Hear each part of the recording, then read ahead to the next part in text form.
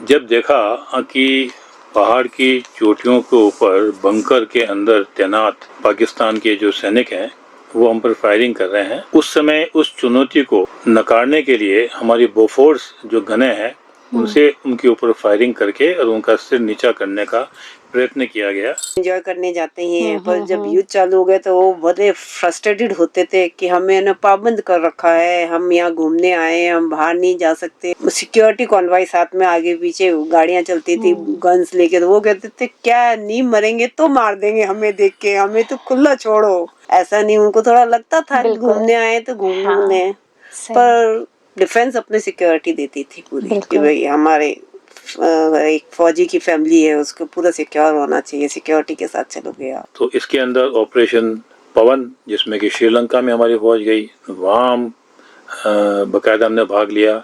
Operation रक्षक JNK में, जिसमें आतंकवादियों से लड़ाई करने का, और ऑपरेशन रक्षक पंजाब में, जिसमें पंजाब में आतंकवादियों वाघा बॉर्डर पे मेरा तैनाती थी।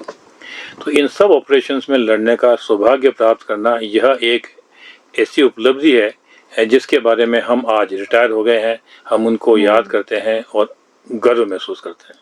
देखिए, अभी इस कारगिल की लड़ाई को आज 26 जुलाई मना रहे हैं और मेरे ख्याल से 26 साल भी हो गए हैं। बिल्कुल। और इन 26 सालों में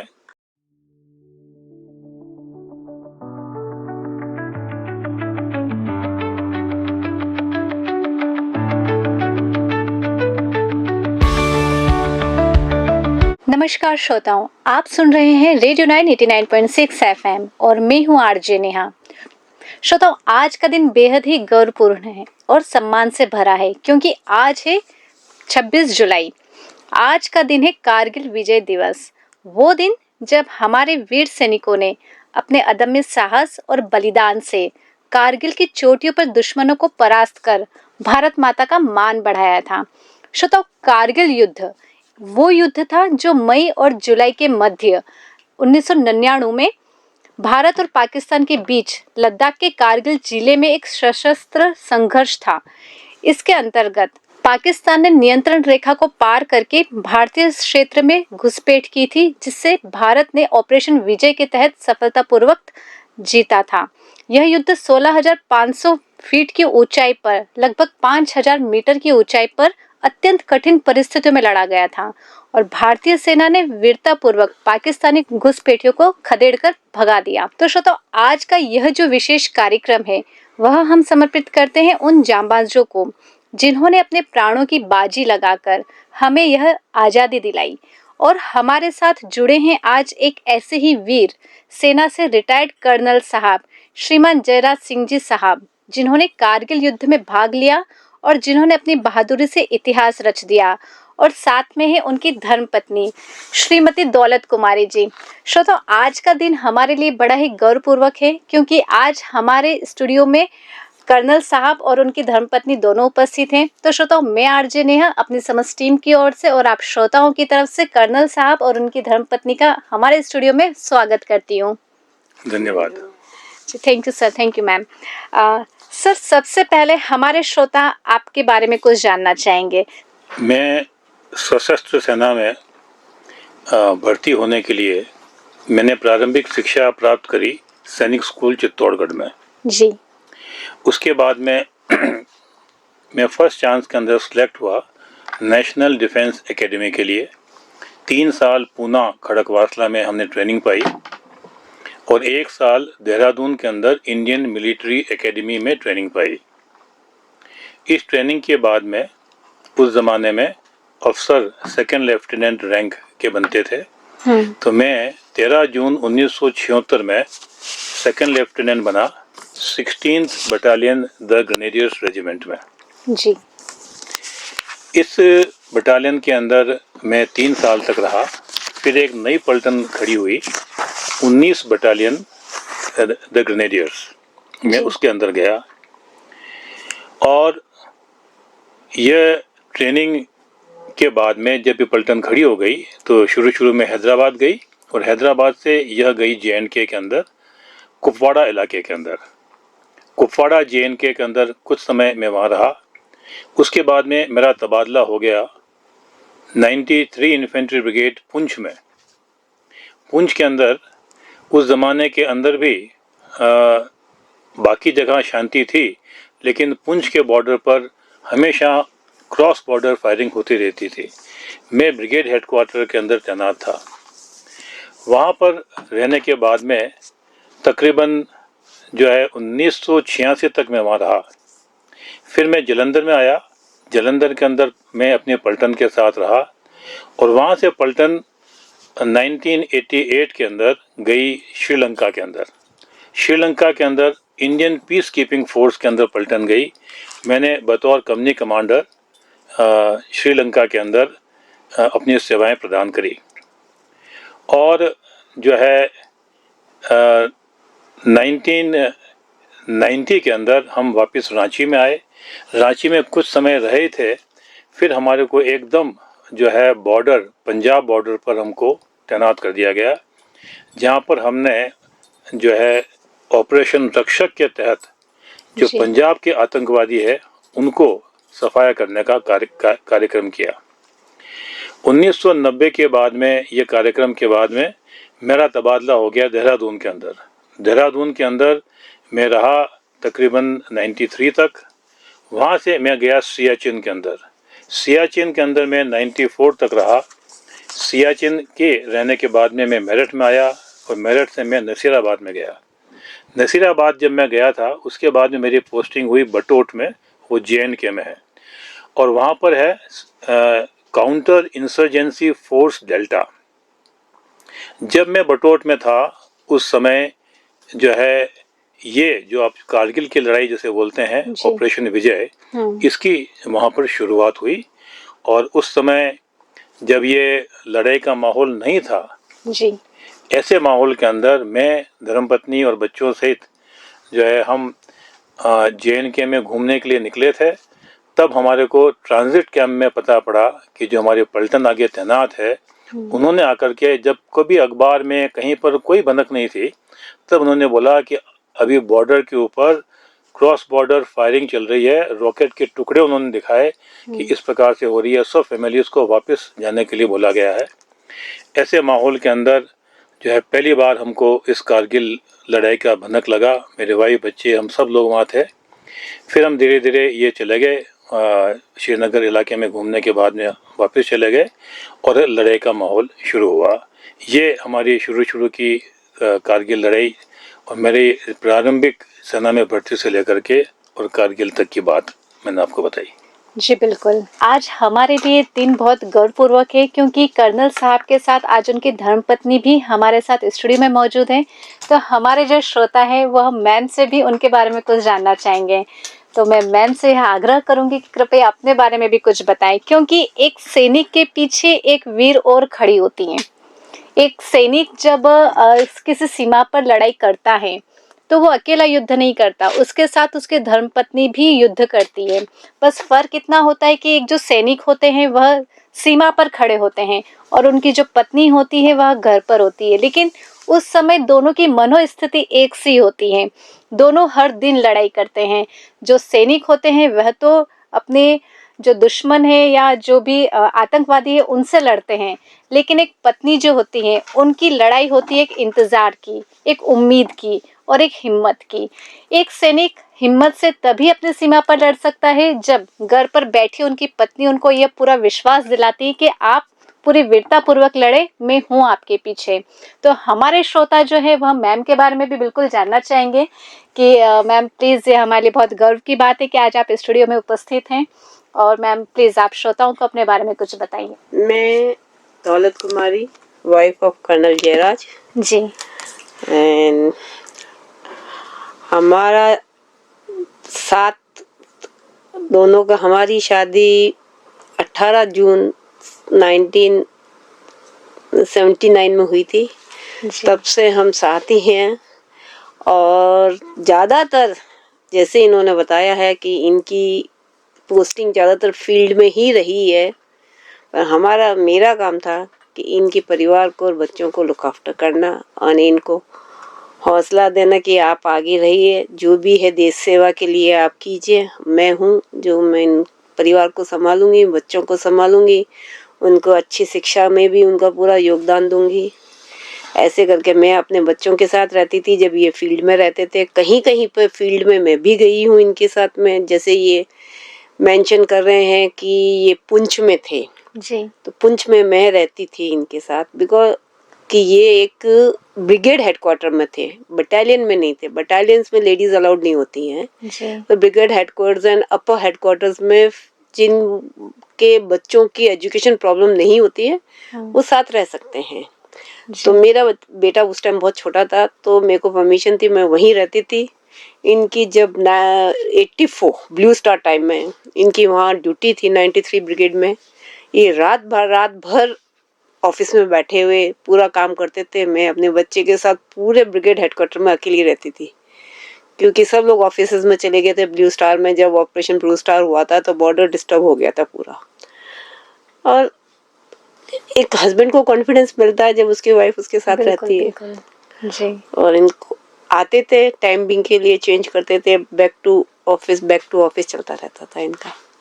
हम भी वहां पर जब इंटरजेंसी चलती थी, फायरिंग चलती थी रात के टाइम में, पहाड़ों में अंधेरी रात, सुनी रात, ऐसे कैसे आवाजें आती थी हमें कि अक्रॉस द बॉर्डर्स फायरिंग आ रही है। बिल्कुल। तो बहुत बार तो मैं इनसे ऐसे मजाक में बोल भी देती थी कि मुझे पता है आज आपके कौन से पोस्ट पर फायरिंग चल रही है। जी बिल्कुल। ऐसे करके हमारा समय धीरे धीरे बीतता रहा। जी। जैसे जैसे हमारा साथ चलता रहा। अब बच्चे भी बहुत बड़े हो गए हैं, वो सब सेटल्ड हो गए हैं। जी। अभी हम यहाँ अपने गांव में रहते हैं, अपनी ही लाइफ जीते हैं। जी बिल्कुल। तो श्रोताओं, हम सलाम करते हैं उन पत्नियों को भी जो अपने पति की वर्दी को गर्व से देखती हैं, चाहे उनके पीछे कितने ही आंसू क्यों न छुपे हों। तो मैं सर से यह जानना चाहूँगी कि जब कारगिल युद्ध की सबसे पहले प्रतिक्रिया आपको पता चली, उस वक्त आपके जहन में क्या चल रहा था? क्योंकि उस वक्त आपकी पत्नी, आपके बच्चे भी आपके साथ थे, तो आपके जहन में क्या आया सबसे पहले? देखिए, हम जब ट्रांजिट कैंप में गए तो हमारे साथी अफसरों की जो लेडीज है वो अपना बॉर्डर इलाका छोड़ करके और वो आ गई थी ट्रांजिट कैंप में। उन्होंने दिखाया कि देखो इस प्रकार से रॉकेट जो है हमारे ऊपर इनके टुकड़े हैं ये, और हमको एकदम, हमने जिस प्रकार से ये बोल रही है ना कि उन्होंने फायरिंग महसूस करी, तो बाकायदा बंकरों पे फायरिंग हुई। जी। तब न तो कोई अखबार में न कोई और कोई खबर थी कि ऐसा कुछ हुआ है। अब क्योंकि लड़ाई तो मतलब शुरू हो गई थी, फौज अपनी सूचना ऊपर दे रही थी। फौज की सूचना को विश्वास नहीं लोग ऊपर के कर रहे थे कि ऐसा कुछ हो सकता है। ऐसे माहौल में भी हमने उस समय ये सोचा कि जब हम श्रीनगर आ ही गए हैं तो अब हमको वापस नहीं लौटना है। अब हम एज ए फौजी नहीं, एज ए सिविलियन हमने क्या करा कि वो सिविल जैसे बोलते हैं ना, टेम्पो है या साधन है, उसका इस्तेमाल करते हुए पूरे श्रीनगर में और आसपास में हम पूरे घूमे बिना कोई खौफ के। और कोई पूछता आप कौन है तो हम बोलते हैं कि हम तो टूरिस्ट हैं। और अगर हम फौजी के तौर पे घूमते तो पूरी की पूरी गाड़ियां सिक्योरिटी के आगे पीछे जाती, तो एक अलग माहौल होता। ऐसा पूरा घूमने के बाद में हमारी धर्मपत्नी और जो बच्चे हैं उनको तो हमने वापस रवाना कर दिया, और मैं अपने काउंटर इंसर्जेंसी फोर्स डेल्टा के अंदर मैंने ज्वाइन किया। नसीराबाद से 2 ऑफिसर्स जो है वो काउंटर इंसर्जेंसी फोर्स डेल्टा में गए थे। एक तो मैं था और एक मेजर कमलेश थे। अब जब धीरे धीरे से जो पहले की सूचनाएं थी, जब उस सूचनाओं को कंफर्म किया गया तो एक आश्चर्य वाली बात हमारे को पता पड़ी कि जो पहाड़ियाँ खाली रहती है बर्फ गिरने के बाद में, ऐसा हमारा और पाकिस्तान के बीच में एक तरह का समझौता था। उन पहाड़ियों के ऊपर दुश्मन आकर के और बैठ गया है, और उसने बाकायदा अपने जो भी है वहाँ के बंकर वगैरह उनको इस प्रकार से सशक्त कर लिया है कि अगर उसके ऊपर कोई भी चढ़ाई करेगा तो वो अपना डायरेक्ट फायरिंग उन चढ़ती हुई फौज पर कर सकता है, ऐसा उन्होंने कर लिया था। इसकी सूचनाएं हमको शुरू में जो वहाँ होते हैं गुर्जर और बकरवाल, जो अपने भेड़ों को चराते हैं, उन लोगों ने बताया कि साहब हमको तो कोई ना कोई हरकत दिख रही है। तो पहले तो इस बात पे विश्वास ही नहीं हुआ। बाद में जब ये भेजा गया, एक हमारी जो टोली गई, तो उस टोली पर जब वो आगे की तरफ गई तो उसके ऊपर फायरिंग हुई, तब जाकर कंफर्म हो गया कि नहीं, मामला गंभीर है। जी। और उसके बाद में इस लड़ाई का शुरुआत हुई। जी सर। मैम, आपको उस वक्त कैसा लग रहा था जब सर आपको और बच्चों को वापस सुरक्षित जगह पर भेजने के बाद कारगिल युद्ध के लिए जा रहे थे? उस वक्त मन में क्या चल रहा था? मन में थोड़ा सा भय तो आया था जी। पर जो ईश्वर ने रची है वही, हाँ, बिल्कुल। उस पर विश्वास था ऊपर वाले पे कि जो वो चाहेगा अच्छा ही करेगा, किसी के साथ में कोई बुरा नहीं होना चाहिए। जी। यही था। और जो जिन के साथ में इसमें अपने काउंटर इंजन इसमें कारगिल में जो शहीद हुए हैं, जी, उनके लिए बड़ा दुख होता था कि देखो आज वो हमारे साथ के जो कुछ बड़े भी थे, कुछ छोटे भी थे हमारे इसमें, उन लोगों को ये देखना पड़ रहा है। श्रोताओं, यहाँ मैं आपको बताना चाहूंगी कि मई से लगाकर जुलाई 1999 तक जो कारगिल युद्ध चला, उसमें हमारे देश ने विजय हासिल करी। लेकिन इस युद्ध में भारत के कम से कम 527 वीर जवान ऐसे थे जो उस वक्त शहीद हो गए थे। उन सभी को मैं अपने स्टूडियो की तरफ से और कर्नल साहब और मैम की तरफ से हार्दिक श्रद्धांजलि अर्पित करती हूँ। और इसी के साथ मैं कर्नल साहब से यह जानना चाहूँगी कि क्या युद्ध के दौरान कभी कोई ऐसा वक्त आया जब आपको यह महसूस होने लगा हो कि शायद अब हम हार सकते हैं? युद्ध कितने दिनों तक चला था सर? जैसे आपने बताया, मई से लेकर के जुलाई के मध्य तक ये युद्ध चला है जी। और यह हमारी ट्रेनिंग है ताकि हम किसी भी हालत में जी, विपरीत परिस्थितियों के बावजूद हाँ, विजय हासिल करने के लिए हम कटिबद्ध रहते हैं। जी, लेकिन जब देखा कि पहाड़ की चोटियों के ऊपर बंकर के अंदर तैनात जो पाकिस्तान के जो सैनिक हैं वो हम पर फायरिंग कर रहे हैं, उस समय उस चुनौती को नकारने के लिए हमारी बोफोर्स जो गने हैं उनसे उनके ऊपर फायरिंग करके और उनका सिर नीचा करने का प्रयत्न किया गया। और उसमें भी सोचा गया कि ये भी पर्याप्त नहीं है, तब हमने स्पेशल परमिशन मांगी कि उसके ऊपर हवाई जहाज से हमला किया जाए। जी, तो हमारे लिए ये परमिशन दी गई कि हवाई जहाज से हमला आप उन पहाड़ों पे कर सकते हैं क्योंकि वो हमारे हिंदुस्तान की शरत के अंदर ही थे। लेकिन जो भी हमला करते हैं उसमें हवाई जहाज जो है वो पाकिस्तान की जो सीमा है उसके अंदर नहीं जाएगा। इस शर्त के साथ में उसके ऊपर जो है बम्बार्डमेंट करने का हमारे को इजाज़त मिली थी। ये मिलने के बाद में अब हमारा पलड़ा थोड़ा सा भारी हो गया। क्यों?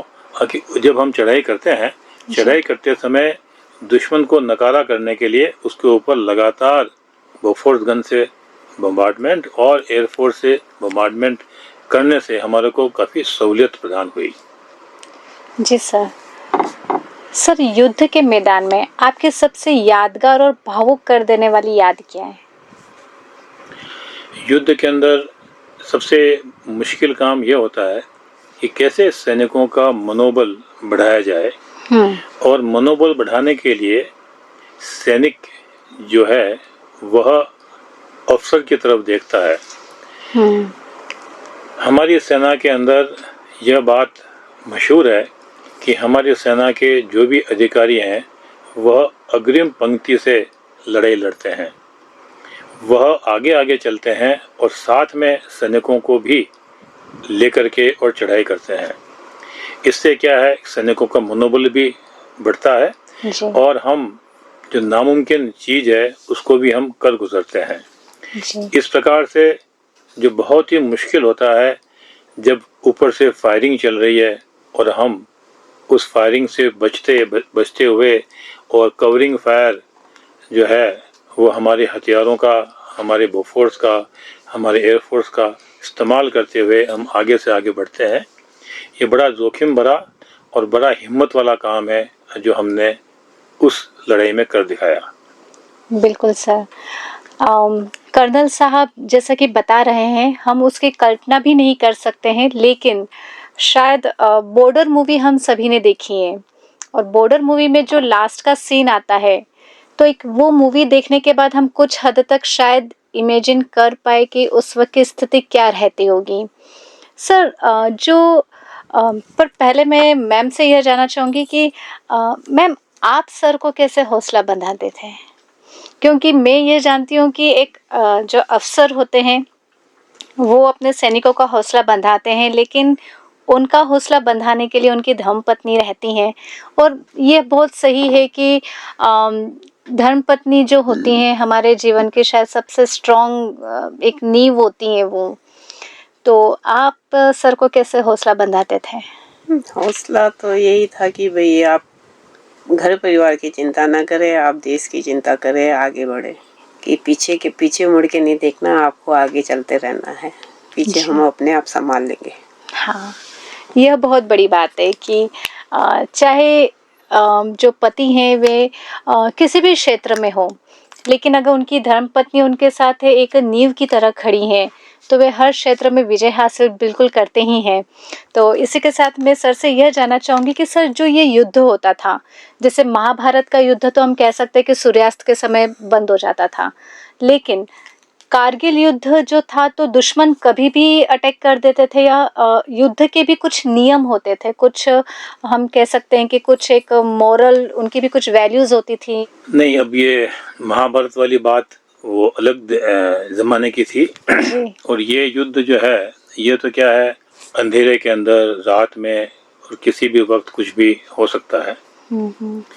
इस युद्ध के अंदर रक्षात्मक स्थिति में थी पाकिस्तान की सेना, जो कि चोटियों पर स्थित थी, और हमलावर जो सेना थी वो हमारी सेना थी। जी। वह सुरक्षित जगहों पर बैठे हुए थे, बंकरों के नीचे, और हम उनकी फायरिंग, डायरेक्ट फायरिंग के बावजूद हम किस प्रकार से उनके नज़दीक जा कर के और उनको जो है ख़त्म करने का जो बीड़ा हमने उठाया था, वह हमारे लिए बहुत ही चुनौतीपूर्ण था। यानी उस फायरिंग के बावजूद नज़दीक जा कर के और ग्रेनेड से उनके बंकर में डाल करके और उनको ख़त्म करना, यह बहुत चुनौतीपूर्ण काम था।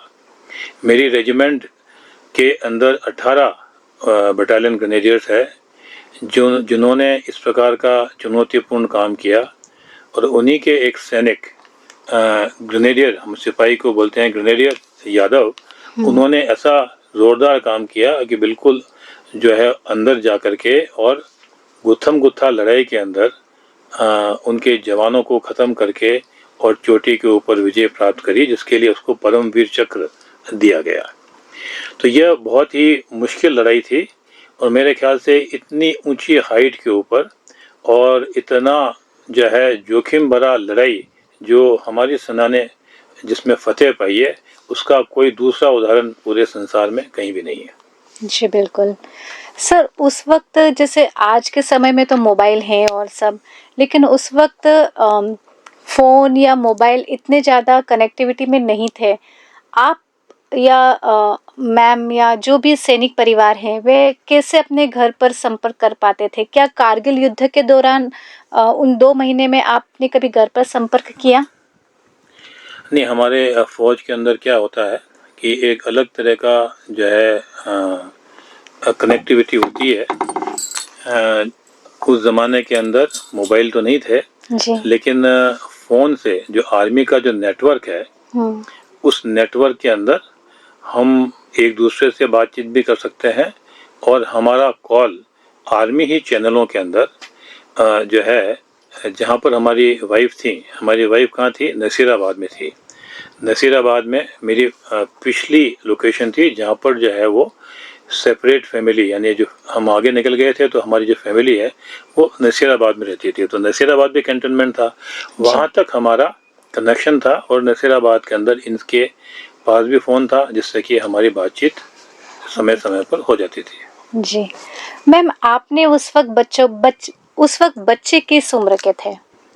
उस टाइम बच्चे मतलब टीनेजर्स थे, बेटा स्कूल में था, बेटी कॉलेज में थी। जी मैम, तो उस वक्त बच्चों को कैसा महसूस होता था और आप उन्हें कैसे संभालते थे? मतलब उनके प्रश्न किस तरह के रहते थे या कुछ? क्या वे भी जानते थे कि कारगिल युद्ध चल रहा है? वो सब जानते थे, क्योंकि बच्चे जब कारगिल चालू हुआ था जी। उस टाइम समर वेकेशंस में हम गए हुए थे डेल्टा हाँ, फोर्स हाँ, में। बिल्कुल। बच्चे जब जाते हैं तो एंजॉय करने जाते ही हैं, पर जब युद्ध चालू हो गए तो वो बड़े फ्रस्ट्रेटेड होते थे कि हमें ना पाबंद कर रखा है, हम यहाँ घूमने आए हैं, हम बाहर नहीं जा सकते। बाहर जाते थे पूरी कॉन्वॉय, मतलब सिक्योरिटी कॉन्वॉय साथ में, आगे पीछे गाड़ियां चलती थी गन्स लेके, तो वो कहते थे क्या नहीं मरेंगे तो मार देंगे हमें देख के, हमें तो खुला छोड़ो, हम तो खुला बिल्कुल। घूमने के लिए आए हैं, हमें ऐसा नहीं। उनको थोड़ा लगता था कि बिल्कुल। घूमने आए तो घूम हाँ, लें, सही। पर डिफेंस अपने सिक्योरिटी देती थी पूरी कि बिल्कुल। भाई हमारे एक फौजी की फैमिली है, उसको पूरा सिक्योर होना चाहिए, सिक्योरिटी के साथ चलोगे आप। जी मैम। बच्चे एंजॉय भी करते थे, मन में भय तो सभी को ही रहता है। जी, माहौल कैसा रहता था? मतलब एक वो डिसिप्लिन वाला, जैसे कहते हैं ना आर्मी अलग ही साउंड होता है, तो सर जैसे फौज में रहे हैं तो घर का माहौल कैसा रहता नहीं, था? घर में बिल्कुल हमारा तो ऐसा कोई डिसिप्लिन, हार्ड डिसिप्लिन माहौल नहीं था, जी। वैसे फ्रेंडली माहौल था बिल्कुल। बिल्कुल मैम। बच्चों के साथ में आराम से पूरे जब आते छुट्टी पूरी चीजें शेयर करनी, उनको बताना, उनको ब्लैंक नहीं रखना है। हाँ, नॉलेज होनी चाहिए नॉलेज उनके, होना चाहिए। जी मैम। कल को क्या हो तो उनको फेस करने की हिम्मत होनी चाहिए। इसलिए दैट वेज तो फ्रॉम बचपन से उनको मैंने बिल्कुल फ्रेंडली माहौल में पाला बच्चों का। जी मैम। सर आप हमें बताएं कि कारगिल युद्ध के दौरान क्या आपने अपने किन्हीं ऐसे साथियों को खोया है जो आपके बहुत अच्छे दोस्त भी रहे हो उस समय, या आप लोग एक ही जगह पर तैनात रहे हो? मैंने आपको पहले बताया कि हम 2 अफसर जो है नसीराबाद कैंटोनमेंट से जी। वहाँ इस काउंटर इंसर्जेंसी फोर्स डेल्टा में गए थे। जी। तो दूसरे थे मेजर कमलेश। जी। तो ये मेजर कमलेश जो है ये भी आतंकवादियों को ख़त्म करने के लिए घात लगा करके बैठे हुए थे, और अचानक आतंकवादियों के हमले में वो शहीद हो गए। ये कारगिल लड़ाई के दौरान की बात है। ऐसे हमने एक हमारे अजीज मित्र मेजर कमलेश को खो दिया। जी। वहाँ पर जब ये लड़ाई लड़ रहे थे तो ये काउंटर इंसर्जेंसी की कार्रवाई भी चल रही थी, यानी जहाँ जहाँ पर आतंकवादी छिपे हुए हैं, जो जो आतंकवादी है उनको ढूंढ ढूंढ करके उनको ख़त्म करना, ये भी कार्रवाई चलती है। उस कार्रवाई के अंदर मेजर कमलेश जो है वो शहीद हो गए। जी। उनके शहीद होने के बाद आपके मन पर क्या असर हुआ? देखो, लड़ाई के अंदर हम जब युद्ध लड़ते हैं तो दुश्मन के जवान भी ख़त्म होते हैं, और ज़रूरी है कि इस पूरी कार्रवाई के अंदर हमारे को भी अपने साथियों को खोना पड़ेगा, ऐसा हम जानते हैं। कम से कम साथी हमारे शहीद हों और हम अपना उद्देश्य हासिल करें, ये हमारा प्रयत्न रहता है। लेकिन उद्देश्य को पूरा करना है, और हमेशा हमारी फ़ौज के अंदर जिस जिस रेजिमेंट के हम हिस्सा होते हैं उसका नाम बदनाम न हो। जो भी उस रेजिमेंट को काम दिया जाता है उस काम को पूरा करना, उस रेजिमेंट की इज्जत को बरकरार रखना, यह सब सैनिकों के दिमाग में सर्वोपरि होता है। वो अपने प्राण की आहुति दे देंगे लेकिन उस उद्देश्य को पूरा करेंगे, ऐसा उनके दिल और दिमाग में भरा हुआ होता है। बिल्कुल सर, जिस तरह से हमारी हिंदुस्तानी सेना शांति चाहती है, वे नहीं चाहती कि ये जो अनवांछित युद्ध हैं वह होए, तो जो हमारे दुश्मन देश हैं, क्या उनकी सेना भी कुछ इसी तरह से सोचती है? कुछ अनुभव रहा है आपका किसी दुश्मन की सेना से कोई संवाद करने का, या कोई ऐसा घटनाक्रम जब कोई दुश्मन सैनिक अपने भारत की सीमा के अंदर आकर घायल हो गया हो, या ऐसी कोई स्थिति कभी रही है? देखो, दुश्मन की सेना के जवानों से सीधा संपर्क तो कभी नहीं हुआ जी।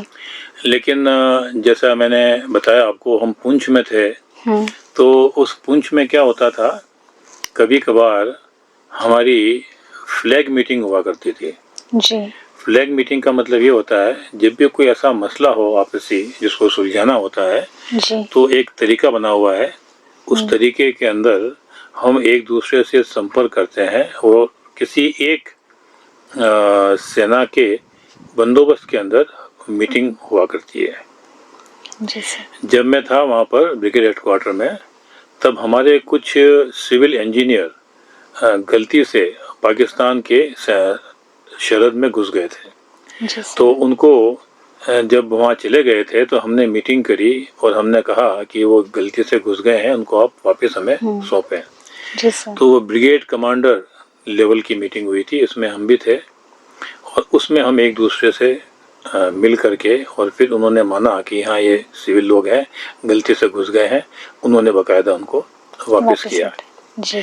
सैनिक से सैनिक का हम सम्मान करते हैं और वह अपना काम कर रहे हैं, हम अपना काम कर रहे हैं।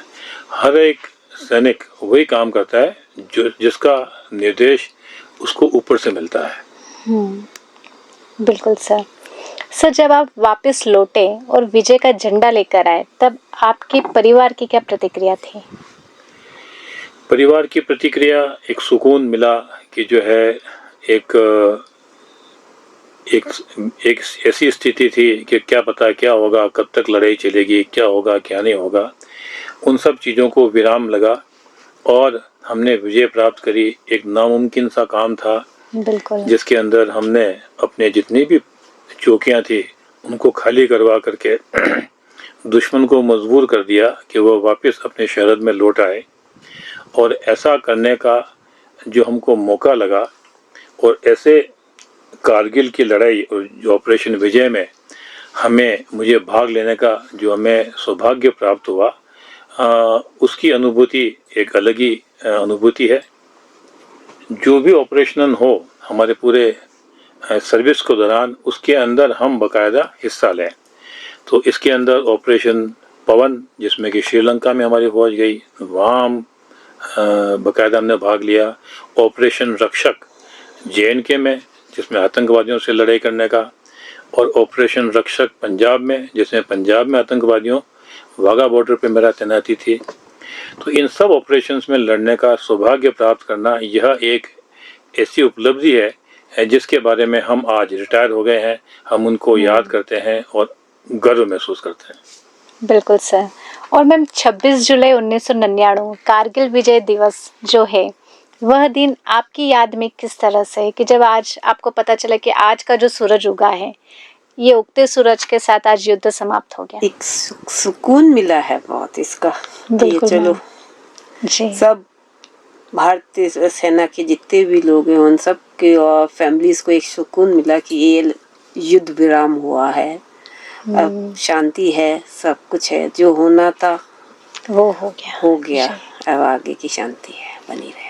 आपके परिवार में से और भी कोई व्यक्ति है जो फौज में हो? मेरा छोटा भाई भी एयरफोर्स में है जी। और जब ये लड़ाई चल रही थी, जैसा मैंने आपसे कहा, एयरफोर्स ने भी अपने हवाई जहाज़ों से बम्बार्डमेंट किया था इन चौकियों पे। तो मेरे भाई की भी पोस्टिंग उसी कारगिल में थी जी। और उसने भी जो है बम्बार्डमेंट में हिस्सा लिया था एज ए एयरफोर्स ऑफिसर। क्या आपको आज की पीढ़ी में वही जोश और देशभक्ति नजर आती है? अभी भी अपने युवाओं में जोश है और जिन लोगों को कोई साहसिक काम करने का मन है, जिन लोगों का यह है कि दुर्गम स्थितियों के अंदर कुछ हासिल करने का जज्बा है, ऐसे लोग आज भी सेना के प्रति जागरूक हैं और सेना में भर्ती होने की उनमें लालसा है। और ऐसे ही लोग बड़ी कठिन परीक्षा के बाद में इस फौज के अंदर भर्ती हो पाते हैं, चाहे वो जवान हो, चाहे वो अफसर हो। और हमारी जो सेना की परिपाटी चली आ रही है, जैसे शक्तिशाली सेना पहले थी, ऐसी ही सेना आज भी है। युद्ध के समय पारिवारिक स्थिति को लेकर आपके मन में क्या विचार चलता था? जहाँ तक हमारे जवान और अफसर हैं, वो सब इस बात से बखूबी वाकिफ होते हैं कि सेना में जाना एक जोखिम भरा काम है और वह हमने अपने खुद के चुनाव से, अपने खुद की इच्छा से हमने इसको जो है इसमें हमने ज्वाइन किया है। जब ज्वाइन करने के बाद में फिर पीछे हटने का सवाल ही नहीं उठता। और परिवार जो भी हमसे जुड़ता है, चाहे हमारी शादी हो, हमारी धर्मपत्नी या हमारे माता पिता, जो हमको ये सब जान करके आके वो जोखिम भरे काम है हमारे को भेजते हैं फौज में, इन सब को पता है कि ये फौज जो है ये जोखिम भरा एक वो है काम, और इस काम के अंदर कुछ भी चीज़ हो सकती है, और उन सब चीज़ों के लिए उनको तैयार रहना पड़ता है। और जो भी हमारे शहीद हुए हैं, सरकार अपने तरीके से उनकी समस्याओं का समाधान करती है। आपकी जानकारी के लिए सैनिक कल्याण कार्यालय होते हैं हर स्टेट के अंदर। वो सैनिक कल्याण कार्यालय है, उसमें एक सैनिक कल्याण अधिकारी होता है। वह यकीन करता है कि जो जो सुविधाएं सरकार द्वारा दी जानी है वह बाकायदा उनके फैमिलीज़ को मिले, उनके बच्चों का पढ़ाई हो, उनके ऊपर जो है अगर उनको छत चाहिए, उनको मकान चाहिए, मकान, ज़मीन, ये सब देने का प्रावधान है। उसको बाकायदा सरकार से दिलवाने का काम हमारे रिटायर्ड अफसर जो है वो सैनिक कल्याण अधिकारी का काम करते हैं।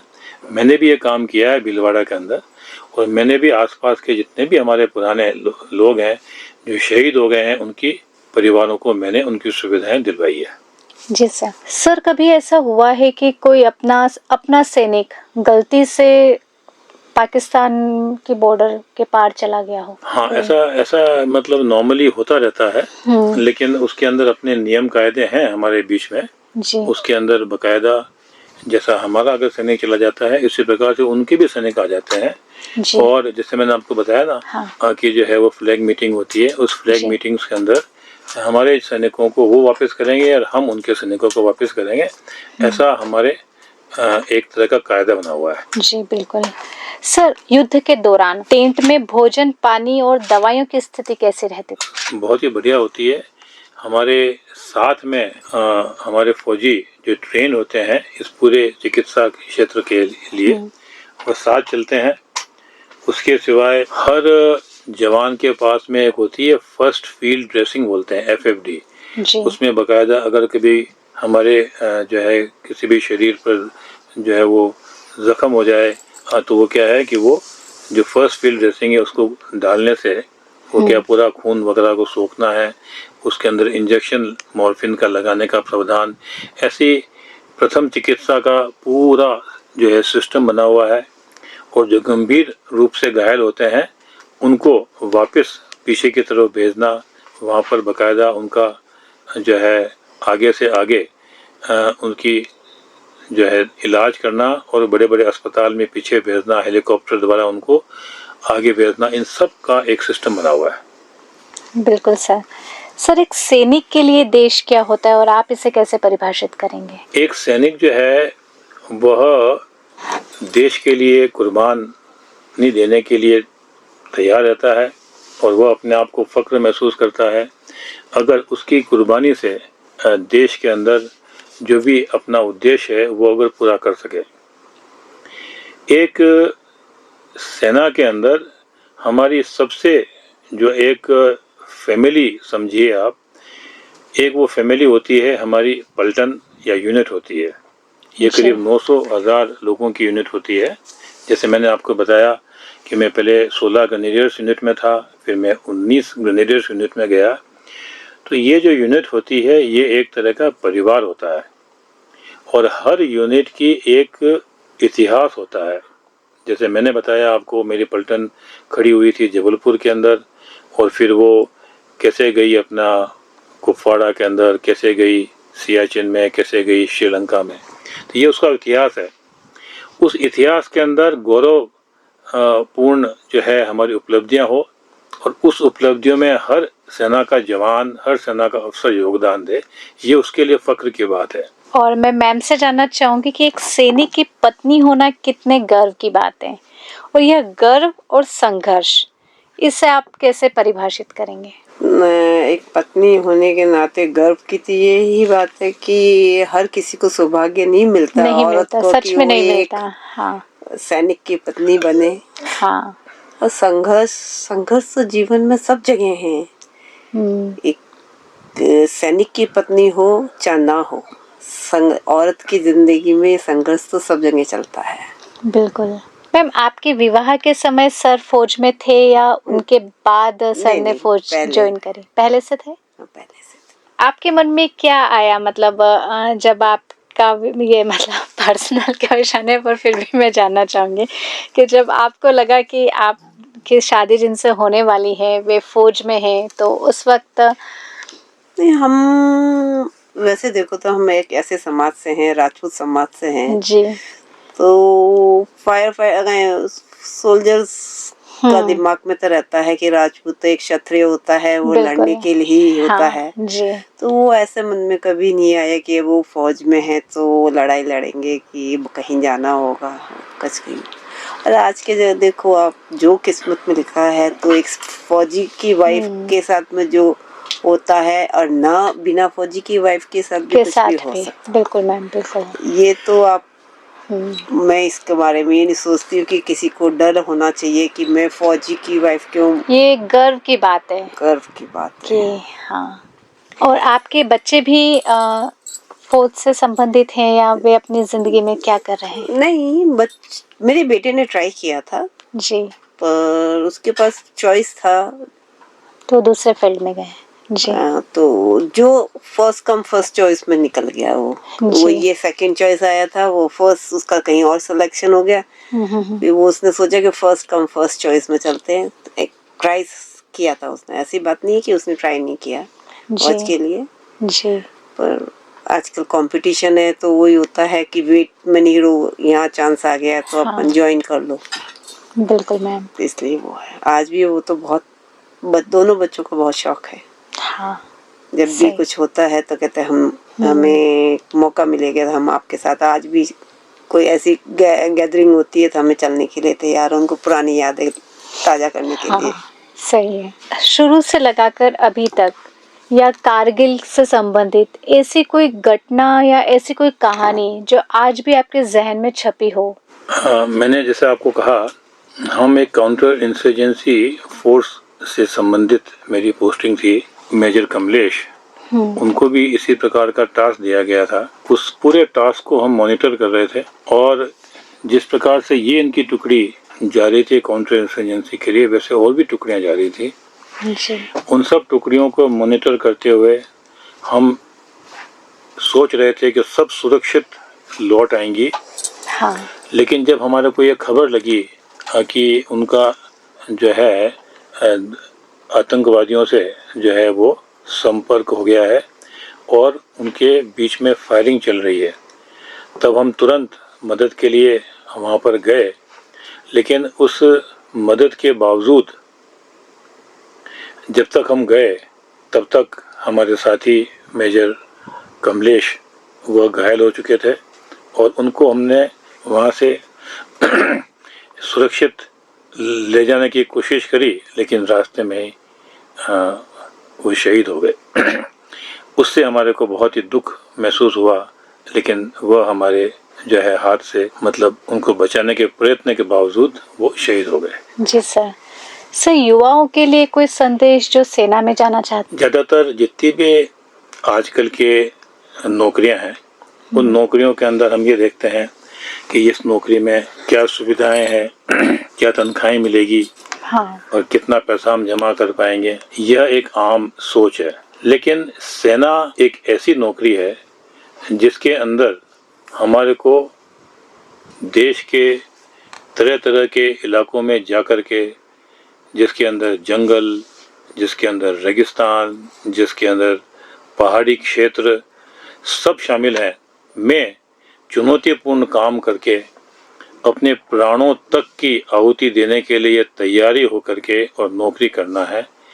जो इस प्रकार की नौकरी करने के लिए अपने आप को उपयुक्त समझता है, वही इस फौज के अंदर भर्ती होने का साहस कर सकता है। ये नौकरी नहीं है, बल्कि नौकरी से बढ़ करके एक देश की सेवा के लिए तत्परता है, जिससे प्रेरित होकर के एक युवा सेना की तरफ आकर्षित होता है। और जिस तरह से हर व्यक्ति सीमा पर जाकर युद्ध लड़कर अपने देश की सुरक्षा नहीं कर सकता है, लेकिन हर व्यक्ति अपने देश के अंदर रहकर भी अपने देश की सुरक्षा कर सकता है। तो इस स्थिति में सर, जो अन्य देशवासी हैं, उनसे आप क्या अपेक्षा रखते हैं अपने देश की सेवा करने के प्रति? जो सैनिक है उसको, उसकी परिवार को सब सुविधाएं सरकार की तरफ से दी जाती हैं। जो सैनिक शहीद होते हैं उनके परिवारों के लिए भी सुविधाएं का प्रावधान है। एक सैनिक या एक सैनिक का परिवार केवल अपने देशवासियों से ये उम्मीद करता है कि वह उनकी कुर्बानियों का, उनके योगदान का सम्मान करेंगे। हाँ। अभी आपने हमारे को इस स्टूडियो में बुलाया है, आप हमसे इस बारे में बातचीत कर रहे हैं। यह एक देशवासी का सेना के प्रति सम्मान ही कहूँगा मैं। जब लड़ाई होती है तब सैनिकों के लिए पूरे लोग जो है उनकी तरफ देखते हैं, लेकिन मेरा यह मत है जब लड़ाई नहीं भी हो तब जो सेना ने लड़ाई के दौरान कर गुजरा है उसको आम नागरिक को कभी नहीं भूलना चाहिए। सैनिक मात्र एक सम्मान की उम्मीद रखता है हर देशवासी की तरफ से, हर प्रशासन की तरफ से, हर नेताओं की तरफ से, केवल मात्र सम्मान, और कुछ नहीं चाहिए उसको। लेकिन सर, ये हमारे लिए गर्व की बात है कि आज इस तरह से हम आपके साथ बैठकर आपके अनुभव साझा कर रहे हैं। और मैं मैम से भी इस कार्यक्रम के अंत में जानना चाहूँगी कि वे हमारे रेडियो 9 ऐप के माध्यम से और 89.6 FM के माध्यम से हमारे श्रोताओं को क्या संदेश देना चाहेंगे? को आप पॉजिटिव सोचिए। कोई फौज में जाना, डरना, ये उनको क्या, उनके पेरेंट्स को भी कि भाई नहीं, हम हमारे बच्चे को आगे नहीं भेज सकते फौज में। डर कहाँ है? डर नहीं होना चाहिए। बच्चे को डरा के नहीं रखना चाहिए और बच्चे को भी नहीं डरना चाहिए। निडरता में जाना चाहिए। कोई भी जा सकता है। पूरे कंपटीशन में कोई रिजर्वेशंस नहीं है, ओपन है। आपकी काबिलियत के ऊपर आपके सिलेक्शंस हो जाते हैं एंड आप जा सकते हैं। और ये एक अच्छी चीज़ है, देश की सेवा करना। बिल्कुल। और सर, इस कार्यक्रम के अंत में एक सैनिक होने के नाते आप कारगिल विजय दिवस को किस रूप में परिभाषित करेंगे? और या जब 26 जुलाई आता है तब आपके जहन में क्या आता है? देखिए, अभी इस कारगिल की लड़ाई को आज 26 जुलाई मना रहे हैं और मेरे ख्याल से 26 साल भी हो गए हैं। बिल्कुल। और इन 26 सालों में हर कारगिल दिवस पर मनाने की जो प्रक्रिया है, कहीं पर काफ़ी जोश के साथ में होती है और कभी कभी इस दिवस को लोग भूल भी जाते हैं। मैं जहाँ पे रहा हूँ, फौज छोड़ने के बाद में मैं चित्तौड़ के अंदर था, तब भी इसी प्रकार से कुछ पत्रकारों वगैरह ने मेरे से संपर्क किया था ये अनुभव जानने के लिए। यहाँ पर भी आपके साथ में अभी संपर्क हुआ है। कुछ अखबार वाले कभी कभी इसके बारे में संपर्क करते हैं। बाकी पारंपरिक तौर पर कोई कारगिल दिवस मनाने का सिस्टम प्रशासन के अंदर है नहीं, जो कि मैं समझता हूँ होना चाहिए। बिल्कुल। ये कोई बहुत ज़्यादा लड़ाइयाँ हमने नहीं लड़ी हैं। हमने 71 की लड़ाई लड़ी, 65 की, 62 की, हमने जो है ऑपरेशन पवन लड़ा, और अब हमने कारगिल लड़ाई लड़ी, अब सिंदूर की लड़ाई हुई है। तो इन लड़ाइयों के दिनों को कम से कम हमें इनके अंदर प्रशासन की तरफ से बकायदा इसका वो होना चाहिए, मनाने की प्रक्रिया होनी चाहिए, और जिन लोगों ने इसमें भाग लिया है उनको बुला करके उनके साथ में संवाद, उनको सम्मान देना चाहिए। ऐसी अपेक्षा एक सैनिक अपने देशवासियों की तरफ से करता है। अब कोई सम्मान दे न दे कोई बात नहीं, हमने अपना काम कर दिया और हमने अपना काम करने के बाद में हम कोई सम्मान की तरफ नहीं देखते हैं, लेकिन अगर सम्मान देंगे तो क्या है कि जो दूसरे जो युवा हैं वह यह समझेंगे कि देखो इन्होंने लड़ाई में हिस्सा लिया था, आज इनको सम्मानित कर रहे हैं, तो क्यों नहीं हम भी सेना में जाएं और इस प्रकार के चुनौतीपूर्ण नौकरी के अंदर हम भी एक सैनिक की भूमिका निभाएं। ऐसा लोगों का मनोबल बढ़ेगा, ऐसी मेरा सोच है। तो श्रोताओं, मैं आरजे नेहा हमारी समस्त टीम की ओर से कर्नल साहब और उनकी धर्मपत्नी का बहुत आभार प्रकट करती हूँ कि उन्होंने बहुत बहुमूल्य समय हमें दिया। तो मैं आरजे नेहा सर और मैम दोनों का बहुत बहुत आभार प्रकट करती हूँ। धन्यवाद सर। Thank you. धन्यवाद मैम।